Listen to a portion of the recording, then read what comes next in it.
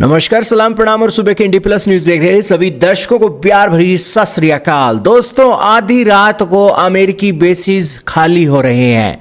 जान बचाकर 1500 नौसैनिक ईरान के हमलों के खतरे को देखते हुए अमेरिका लौट चुके हैं। हाल ही में खबर आई जिसके अंदर बताया गया कि अमेरिका ने यू टर्न लेते हुए दुनिया को चौंका दिया और अपने 1500 सैनिकों को गुपचुप तरीके से बहरीन से निकाल दिया।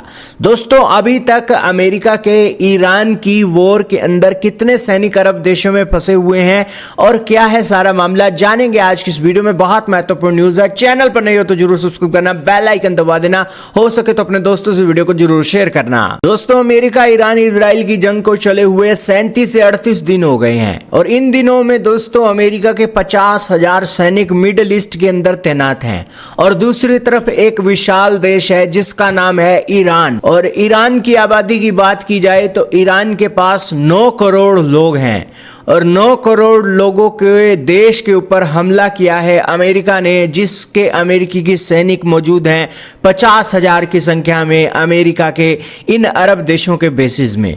दोस्तों, अमेरिका के 13,500 सैनिक कुवैत और सऊदी अरब में तैनात हैं, कतर में 10 से 13,000, बहरीन में भी 7,000 सैनिक तैनात हैं, यूएई में 3500 और जॉर्डन में 3,000 और इराक में भी 2500 से करीब सैनिक तैनात हैं। मतलब जो संख्या है वो 50,000 से अधिक हो गई है और ये 50,000 से अधिक सैनिक अपने ट्रिलियंस ऑफ डॉलर की इन्वेस्टमेंट करके बैठे हैं और ईरान के साथ एक जंग लड़ रही हैं। लेकिन इसी बीच दोस्तों आज खबर आई जिसके अंदर बताया गया कि 1500 सैनिकों को खाड़ी देशों से अमेरिका ने बहरीन से निकाल लिया है, जिसके बाद उन्हें संदेश दिया गया कि चुपचाप एक बैग पैक करो और निकल जाओ। साथ में उन्हें अपने पालतू जानवरों को भी लेकर जाने की अनुमति दे दी गई और 1500 सैनिकों को अचानक आदेश देकर हड़बड़ी में अमेरिका ने निकाल लिया।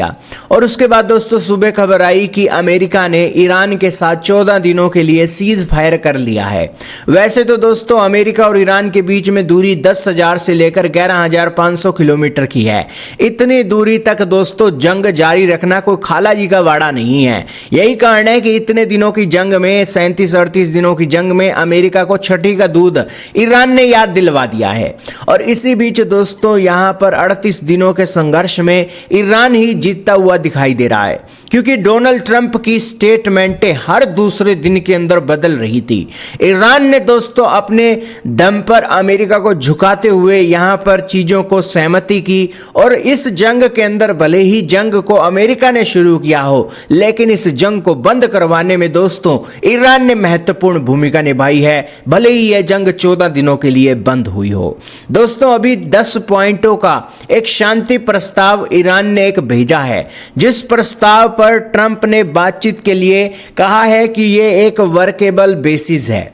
बेसिकली ट्रंप अपने नियम कानूनों को आगे कर देते हैं जब उनके वादे टूटने लगते हैं। हाल ही में वियॉन news, world is one news के एक रिपोर्टर सिद्धांत सिब्बल आए हैं, जिन्होंने बताया है कि ईरान के स्टेट मीडिया ने अमेरिका के सामने 10 पॉइंट की कंडीशन रखी है, ताकि इन 10 पॉइंट की कंडीशन को मानकर अमेरिका यहां पर ईरान से दूर हो जाए। ये 10 पॉइंट कौन से हैं? 10 पॉइंट है कि अमेरिका ईरान पर आक्रामकता नहीं करेगा, स्टेट ऑफ हॉर्मुज पर ईरान का कंट्रोल रहेगा।